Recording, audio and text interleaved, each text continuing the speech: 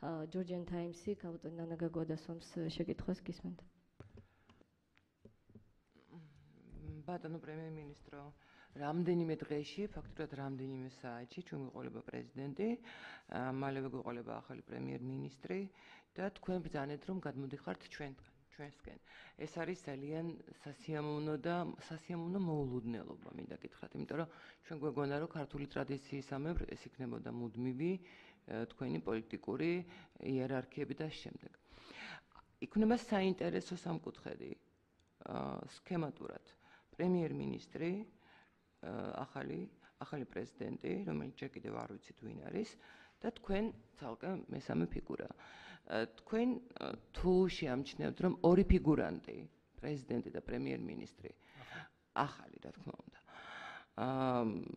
ასე ვთქვათ, პირდაპირ ტრივიალურად, ცუდად მოიქცევიან და არ იქნებიან ისეთები, რომლებიც როგორც ჩვენ გვინდა რომ ვიყოთ და თქვენ უკვე იქნებით ჩვენს ბანაკში, საზოგადოებაში.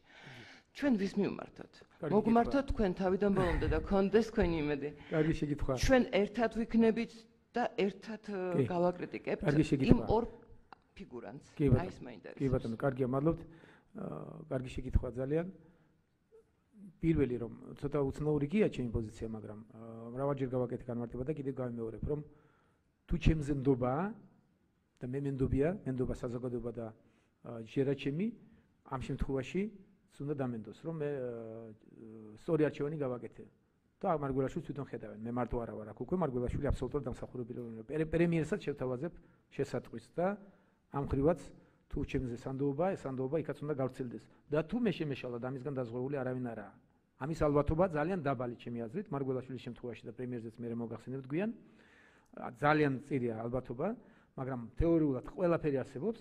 ასეთ შემთხვევაში, რა თქმა უნდა, ჩვენ ერთად, საზოგადოებასთან ერთად, მე მგონი რომ ის მუხტი, ის ნდობაც, რაც გამაჩნია საზოგადოებასთან ერთად, უფრო მძლავრი იქნება კრიტიკაც და ქმედებაც პრინციპში ამ ხრივ საზოგადოების მე რა თქმა უნდა პასუხს ვაგებ.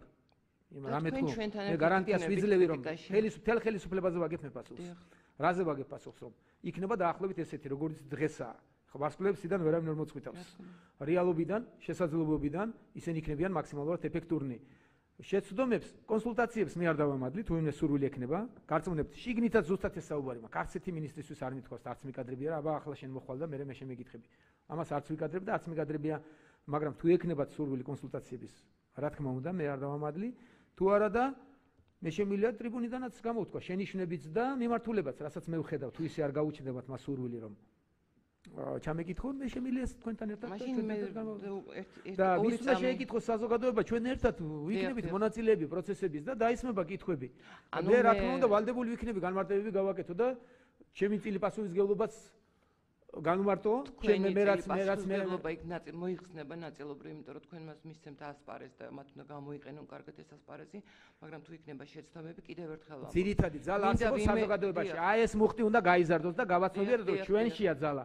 საზოგადოება გადაწყვეტს, ვერ მოიქცევიან, საზოგადოება მიიღებს შესაძლოა გადაწყვეტილებას. იქნებით კრიტიკაში? ბატონო? ჩვენთან ერთად იქნებით. აუცილებლად ვიქნებით თქვენთან ერთად. მადლობთ. დიდი მადლობა.